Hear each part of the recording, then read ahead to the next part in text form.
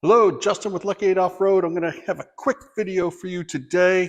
It's how to change the brake pads and rotors on your LR4, LR3 Sport. All going to be very similar, but in this particular case, we're using a 15 Sport. First thing to do is get the wheel off, so run the promo clip, and I'll get ready.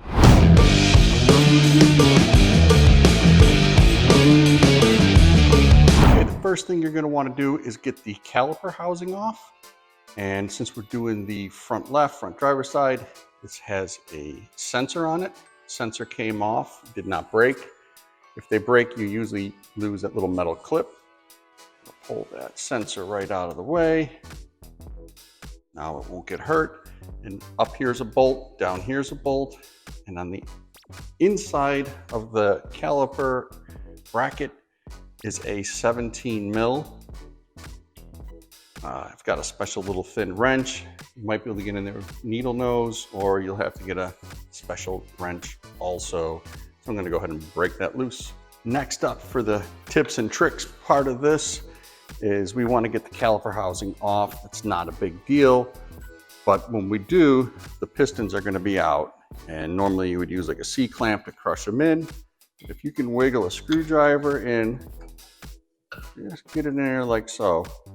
You can gently, and don't force,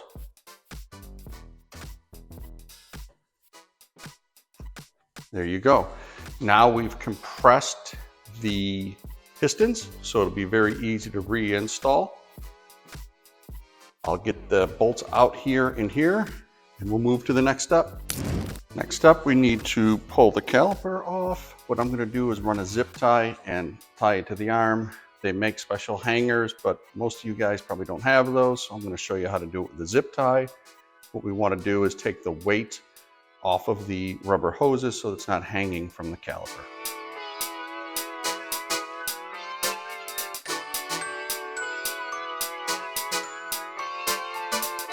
With the caliper out of the way, we're going to get these brake pads out. Oop. May need to use our screwdriver again to get that off.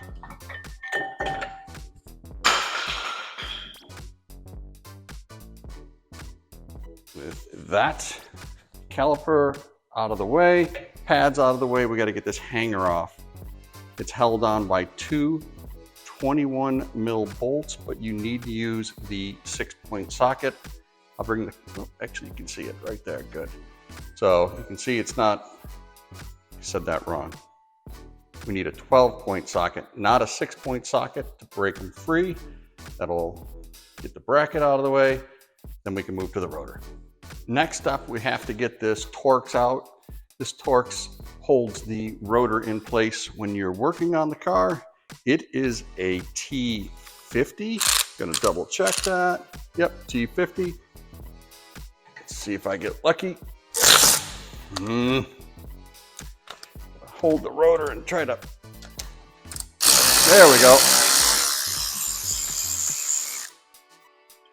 A lot of times they don't want to come out. So what we have to do is just run a drill bit right into it until the head falls off. And you can pull the rotor forward and screw out the stud. We're almost done with the front.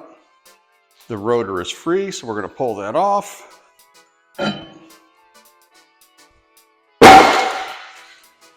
And we're going to install the new rotor. We want to make sure that we align that screw hole, and then we're going to reinstall that Torx.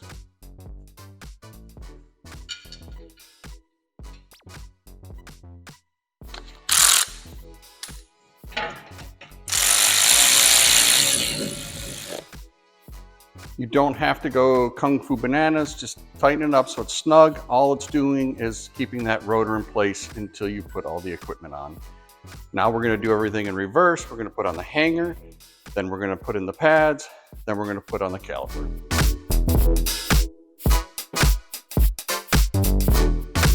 There you have it, front is done. So just a quick recap. First thing you want to do is get the caliper off, the caliper housing rather. Get that set aside, zip tie it up out of the way. Then we're going to pull the old pads off, Then we're going to get the caliper hanger, which is a 21 12-point socket. We get that out of the way. Fight with this little Torx. I got lucky, it came out pretty easy. Get the disc off, and then everything in reverse. We're not going to forget our brake pad wear sensor. So if you needed to replace that, just follow the wires. It's a quick connect, and have that done pretty easy too. Now we're going to the back. The back is a little bit more difficult, but pretty much use the same amount of tools. I'll see you at the back. Okay, on to the back, same setup. We're going to pull those two bolts, 13 and the special thin 17 mil wrench. I'm going to get that caliper housing out of the way. We're going to pull the pads out of the way. We're going to get this caliper hanger off. I believe it's a 15. When I get to that step, I'll let you know. Okay, on to the 12-point caliper hanger bolts, and they are indeed a 15 mil. So we're going to bust those off. I'm going to get the caliper hanger off, get these pads out of the way, and we'll move on to the rotor. The rear is a little bit more difficult due to the emergency brake setup, which is a drum setup behind here. Looks like whoever had this car before me gave up the ghost and lost that little support bolt. Not worried about it. Over here is an inspection port. Oh, come on. And I wonder why my knife is always dull. Okay, behind this inspection port, you can hopefully spin. All right, we got movement. You can spin this rotor around until you see the e-brake adjuster. It's this little wheel, and when I had the other side off, I took a video of it. So here's the video of that. And what you want to do is spin the wheel so that the e-brake is being brought in, and it'll loosen up the tension on the drum. So with the tension off, theoretically, you should be able to pull this forward. This one's still tight, so I'm going to spin it around, do everything that I told you to do, and I'm going to get this get this rotor off. And that's how they're supposed to come off. Sometimes you have to caveman them off when the guts inside of here are no longer working with you, especially East Coast trucks. You just got to keep banging on it and spinning it until it's free. At that point, you're probably replacing the e-brake housing. And down here is that little whizzy wheel. You can see it. All right, pretty much done. Everything in reverse. Back to hyperspeed.